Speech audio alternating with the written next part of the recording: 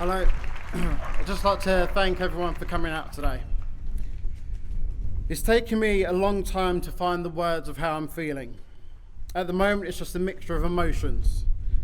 The same emotions I'm sure most people are going through right now. Anger, frustration, and sadness. But I'm also feeling exposed. I'm afraid of the outcome.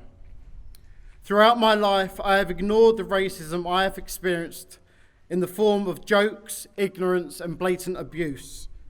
I've hid behind a mask of humour and a persona of not giving a damn. But no more.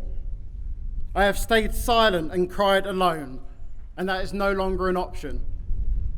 My earliest experience of racism was at school, when men and women of the British National Party rallied outside my school gates with placards and Union Jacks because they didn't want us there. All the people of colour were rounded up in the assembly hall where we had to wait for our parents and friends of parents to get us home safely. When you're at an age when you're still trying to understand the world, knowing there's people outside your school that might want to do you damage because of your skin colour was terrifying. Shortly after that, there was a time when I was waiting for a bus to go home from school. People on the top deck of the bus shouted "nigger" and laughed at me. Not one person standing by said a word.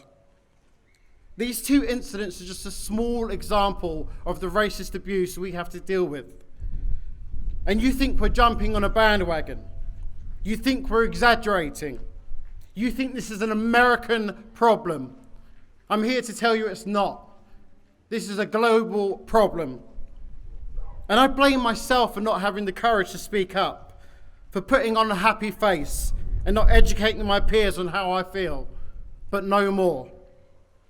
Before you make another joke about the colour of my skin, think about the people around the world that are dying because of that skin colour.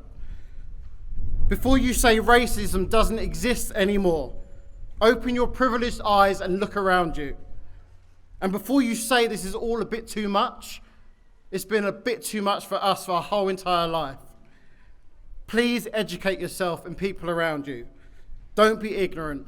Don't stay silent. Enough is enough. Rest in peace, George Floyd. Thank you.